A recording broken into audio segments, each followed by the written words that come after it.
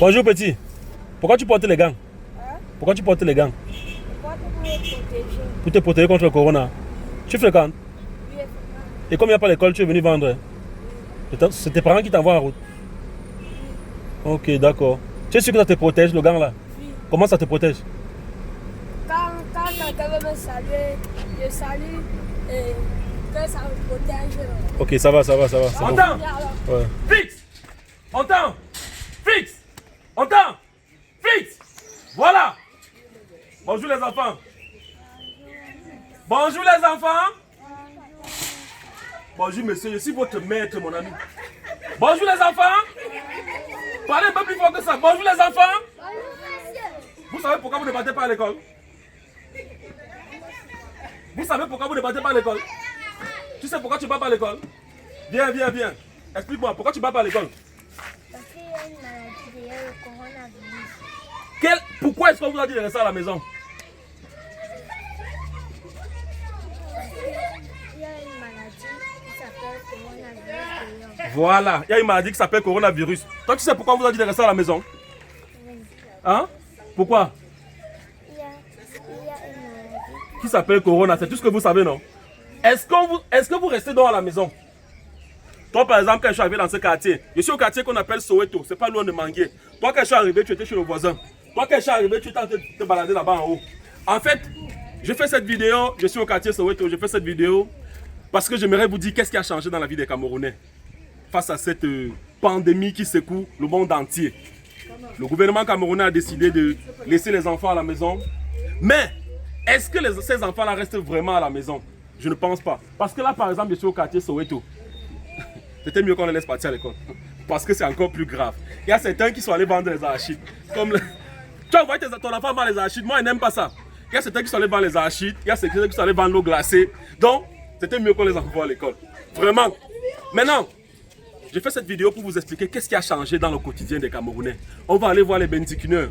Eux, par exemple, on a dit aux benzikineurs de ne plus bâcher. On va aller voir les benzikineurs pour voir si la mesure est respectée. On va aller voir les taximans. On a dit 3 passagers, pas plus. On va aller voir les taximans pour voir si la mesure est respectée. Et aussi, on va aller dans les bars qui ferment à 18h. Pour vous dire vrai, je suis constant par rapport à ce que je dis. Cette mesure-là n'a pas vraiment de pertinence pour moi. Pourquoi? Parce qu'on a demandé aux Camerounais de ne pas boire après 18h, c'est qu'ils ont compris. Non, on a demandé de fermer les bars après 18h, ce que les Camerounais ont compris, c'est qu'il faut boire un peu plus tôt. Du coup, on a les gens qui sont sous un peu plus tôt et il y a beaucoup plus d'accidents un peu plus tôt. Hier seulement à 19h, il y a eu 3 accidents dans mon quartier parce que les gens sont sous un peu plus tôt. Les gens qui étaient sous avant rentraient à 2h, donc du coup, il n'y avait pas de risque d'accident parce qu'il n'y a pas de circulation. Mais maintenant, à 19h, les gens saoulent un peu plus. Donc, allons d'abord voir les benzikineurs. Ils vont nous dire qu'est-ce qui a changé. Mais je suis sûr que rien n'aura changé. Allons-y. Là, nous sommes à Tradex et Mana. Et je suis avec mon panch aussi. Il est mototaximan comme tous les autres. Est-ce que tu es au courant de la mesure quand même du gouvernement? On a demandé qu'on le bâche. Est-ce que tu es au courant? Oui, grand. Est-ce que vous tous êtes au courant? Et qu'est-ce que vous en faites? Est-ce que vous bâchez toujours? On a demandé le cas d'un mètre, non, grand. On a demandé le cas d'un mètre. Oui, grand. Et comment vous faites? La moto même d'abord n'est pas 1 mètre. Maintenant, on est obligé de bâcher parce qu'on s'en sort par rapport. Bon, je dis, on a demandé le cas d'un mètre. Mais pour les motos, on a demandé que vous ne bâchez plus. C'est vrai que la moto n'a même pas 1 mètre. Oui. Mais on a demandé que vous ne bâchez plus. On ne bâche un plus. seul client. Oui, grand. Vous faites comment? Grand homme bâche. Bon, voilà. Vous comprenez que beaucoup de choses ont changé ici. Non, bâche, grand. On ne Pourquoi s'en vous sort bâchez? pas. Hein? On ne s'en sort pas. Tu dis? On ne s'en sort pas. Pourquoi vous bâchez les gars? Pourquoi vous bâchez? Non, soyons sérieux. Le gouvernement, Ça sort pas, grand. est-ce que vous savez quand même que le corona c'est une réalité? C'est une réalité, grand, mais on va faire comment? À la pion, on a une famille à nourrir. Il y a le loyer à payer, On a le grand. loyer à payer. Quelle mesure alors doit être prise pour que vous ne bâchiez plus? On baisse le carburant. Ah, on baisse le carburant. Il faut qu'on Là, baisse on le ne carburant. bâche plus. Oui. Nous, il faut qu'on baisse le carburant. Merci, Ils hein. ont parlé, ils ont dit qu'ils ont... Voilà par exemple, regarde, là par exemple, n'est-ce pas? Si on baisse le carburant, Encore C'est bon. Parce qu'ils ont dit ils ont baissé le carburant, mais ils ont parlé avec la bouche. Nous, on n'a pas encore vu. ça veut dire que si on baisse le carburant, vous arrêtez de bâcher. Nous, on arrête de bâcher. Et tant que le carburant, on même plus le grand. Voilà. Vous avez compris que... Voilà. Vous avez compris que si on veut que les gens ne bâchent plus, il faut les mesures d'accompagnement. Là, ce n'est que dans le secteur des motos. Alors maintenant, on voit les taximans, ce qu'ils ont dit. Parce que dans les taxis aussi, on a demandé de prendre 3 personnes. Allons voir les taximans pour savoir ce qu'ils en pensent.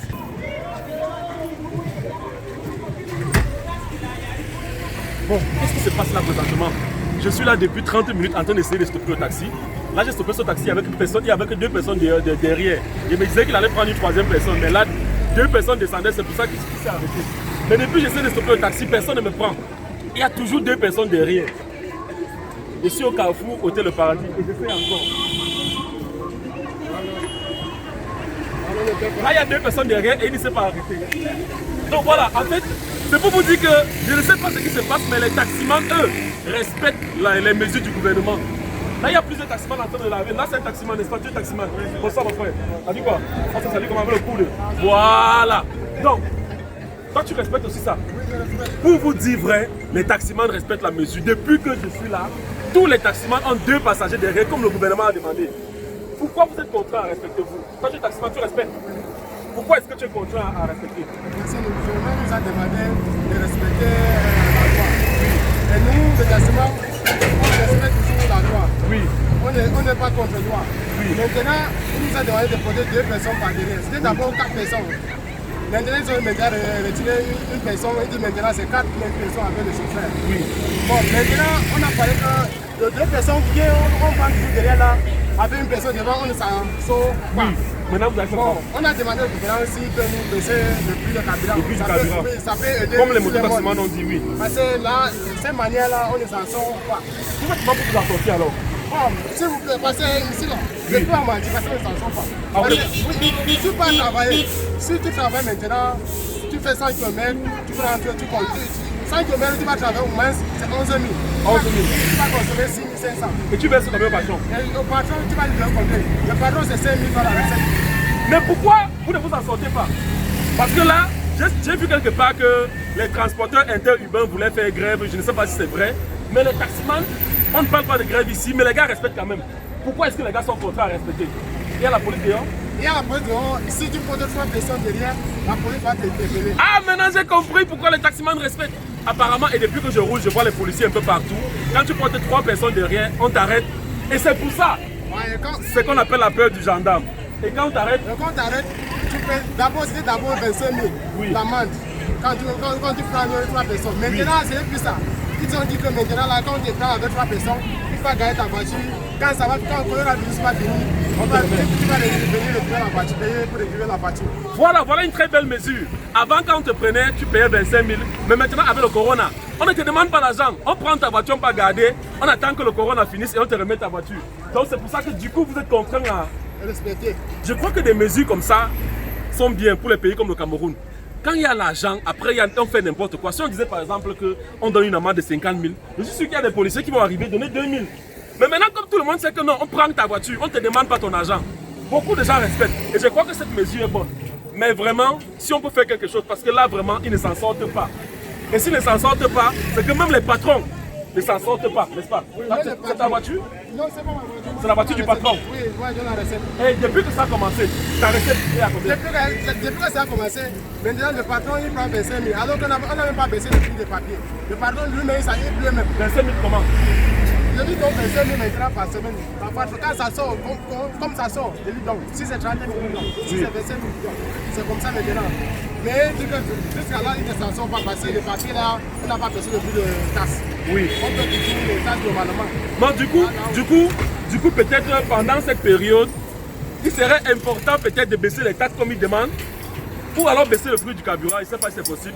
Je ne sais pas si c'est possible. Mais en tout cas, on constate que les taximans respectent les mesures du gouvernement. Actuellement, on va aller dans un bar.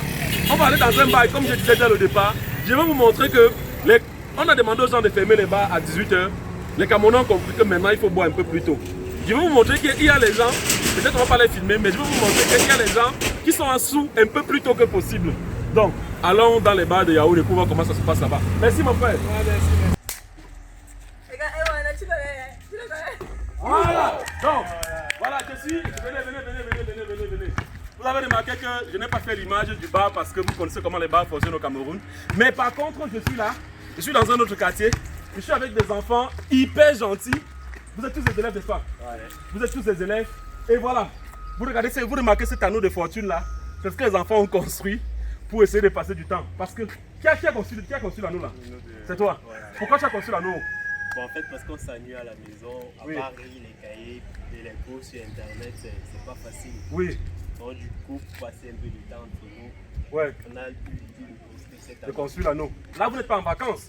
Donc, On a juste dit aller à la maison parce qu'il y a Corona. Ouais. Est-ce que vous pensez que le gouvernement doit faire quelque chose pour vous occuper? moi, si on avait les moyens de communication à la maison direct, Les comme moyens de communication? Comme les ordinateurs, Oui. on va prendre les cours Ah, les cours en ligne. directement en ligne.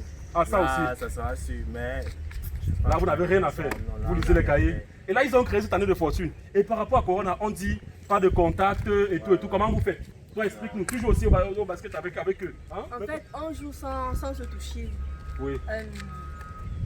On a une certaine distance, donc on ne se touche pas. Quand on va finir de jouer là direct, on va aller se laver complètement le corps. Oui. Donc, il y a des distances, on n'a pas besoin. Corona, on connaît déjà, on se lave les mains, tout. Ah, d'accord. Vous faites tout. Vous faites tout pour chasser Corona. Et toi, tu fais quoi? Et toi, tu fais quoi? Parce que tu sais quand même, non, à part les images qu'on vous montre à la télé, j'espère que tu as pris conscience du fait que la maladie existe et qu'on peut vraiment en mourir. Voilà, toi, tu fais quoi au quotidien? Au quotidien, je me lave régulièrement les mains. Oui. Et pour éviter, j'évite aussi le maximum de contact avec les personnes.